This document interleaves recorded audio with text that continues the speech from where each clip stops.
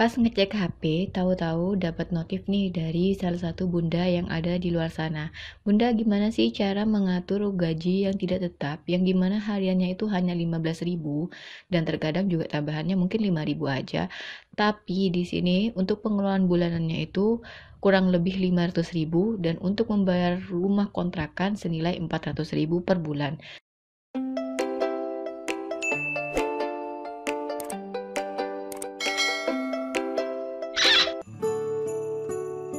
Oke, terima kasih untuk Bunda Sri yang sudah mengirimkan pertanyaan ini ke Umi. Di sini kita akan langsung aja bagaimana sih cara menjabarkan gaji untuk yang tidak tetap ya.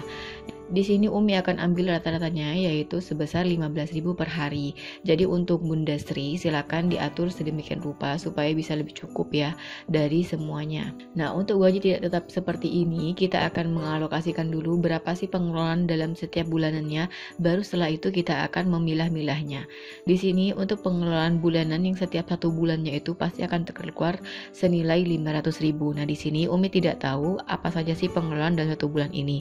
Tapi di sini Umi akan ikutin aja dulu apa saja sih pengeluaran dalam setiap satu bulannya. Kemudian yang selanjutnya itu ada kontrakan. Nah, kontrakan di sini yang tiap bulannya juga harus rutin senilai 400.000.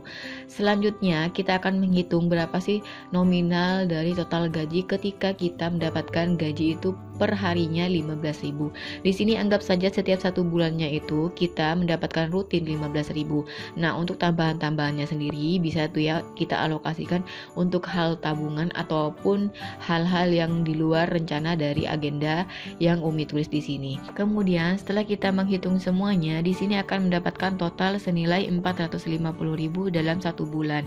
Nah, di sini cara yang paling enak dan yang paling hemat untuk kita lakukan yaitu dengan mencicil atau menyimpan untuk kontrakan senilai 400.000 dan sisanya itu untuk ditabung. Jadi untuk gaji harian di sini langsung disisihkan tuh ya senilai 400.000, selebihnya 50.000 itu untuk ditabung. Nah, lalu bagaimana sih untuk kebutuhan lainnya yang senilai 500.000 itu? Tadi kan uang kontrakannya itu sudah diambil dari gaji hariannya. Jadi gaji harian itu kita alokasikan yang lebih utama untuk membayar kontrakan, karena kontrakan tidak mungkin ya kita bakalan nunggak gitu ya. Kalau nunggak yang ada bakalan ngeluyam nih urusannya. Apalagi pas nunggaknya berbulan-bulan itu tuh bisa lebih parah lagi ya. Bisa-bisa kita cari kontrakan lain dan itu pun belum tentu dapat yang harga 400.000 ataupun bisa di atasnya ataupun memang lokasinya yang kurang strategis atau gimana ya. Nah, selanjutnya untuk kebutuhan lainnya yang dimana tiap bulannya kata Bunda Sri di sini 500.000. Nah, 500.000 di sini seperti di awal Umi nggak tahu ini tuh sudah termasuk beras kah atau gimana ya, atau sudah termasuk belanja pasar. Intinya di sini Umi mengikuti dulu sih apa yang menjadi rincian dari Bunda Sri.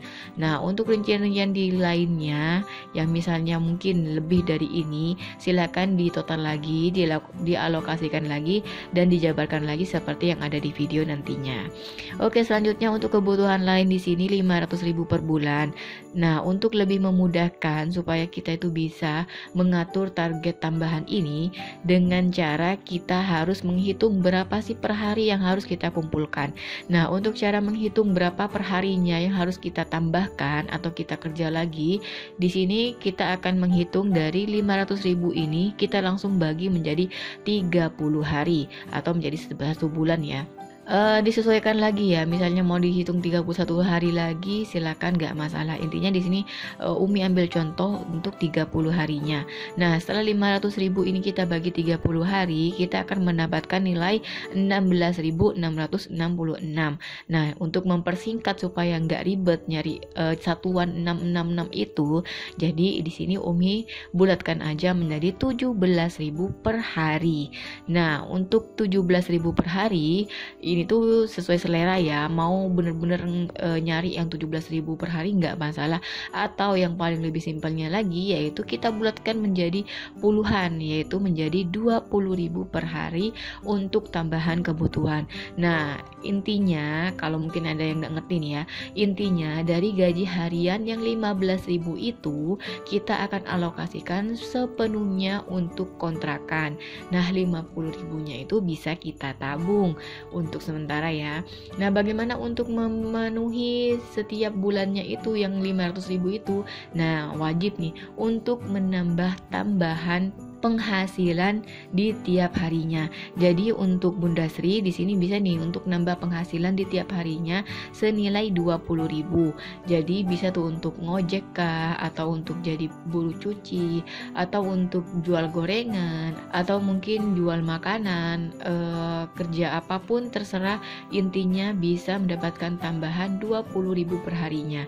Insya Allah 20.000 per hari itu enteng ya. Kalau kita sudah menghitung dalam bentuk harian, insya Allah semuanya tuh lebih mudah dan lebih gampang, ya kan ya. Selanjutnya, berapa semua total target harian yang harus dikumpulkan dalam satu hari. Nah, di sini kita tambahkan berapa semuanya, yaitu yang pertama dari gaji harian yang pertama tadi ada senilai 15.000. Kemudian ada target tambahan harian yang harus ditambahkan tadi senilai 20.000. Jadi total untuk semuanya dalam per hari itu harus terkumpul 35.000. Jadi untuk Bunda Sri 15.000-nya kan sudah dapat tuh, sudah pasti dapat di tiap harinya. Nah, kita tinggal tambahkan aja nih untuk 20.000-nya. Jadi total dalam sehari itu harus terkumpul 35.000 dari pagi sampai malam ya. Atau terserah deh dari pagi atau sampai siang, atau suka-sukanya Bunda Sri aja dah. Insya Allah untuk 20.000 tambahan di tiap harinya insya Allah mudah ya. Kalau kita benar-benar pengen dan benar-benar mau untuk berusaha. Selanjutnya dari sini, dari 35.000 ini kita akan pisahkan. Nah, seperti yang pertama 15.000 yang di awal tadi, setiap harinya sudah didapatkan, kita langsung sisihkan untuk kontrakan. Jadi 15.000-nya itu jangan diapa-apain, langsung simpan aja di celengan untuk pembayaran kontrakan. Jadi harus nih punya khusus, tempat khusus supaya tiap bulannya itu bisa langsung masukin, cemplungin 15.000-nya. Jadi pas tempo untuk harus bayar, kita bisa tinggal langsung hitung-hitung kemarin, udah deh langsung dibayarkan tuntas. Kemudian untuk pembagian yang kedua dari 35.000 itu, untuk 15.000-nya kita juga sisihkan untuk harian. Nah, 15.000-nya di sini Umi alokasikan untuk misalnya membeli ikan kah, atau membeli lauk, atau membeli beras gitu ya.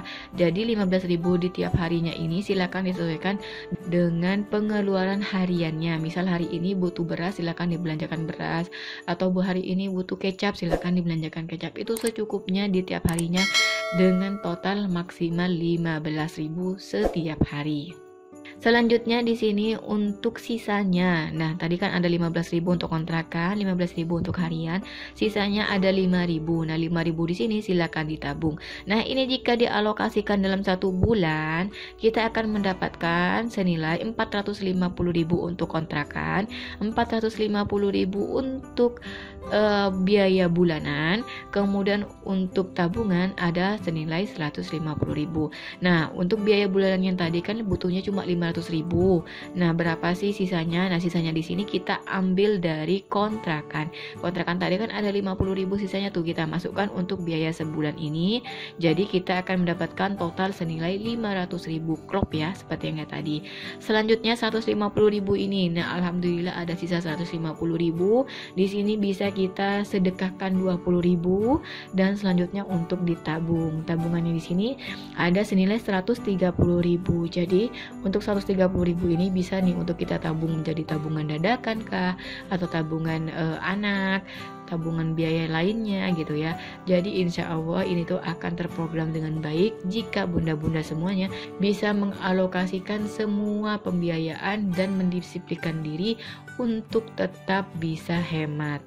Oke, sekian saja ya dari Umi, semoga bermanfaat dan terima kasih untuk bunda-bunda semua yang sudah mengirimkan pertanyaan, dan sekali lagi terima kasih untuk partisipasinya dan supportnya lewat komen, like, dan subscribe kalian. Sampai jumpa di video selanjutnya. Wassalamualaikum warahmatullahi wabarakatuh.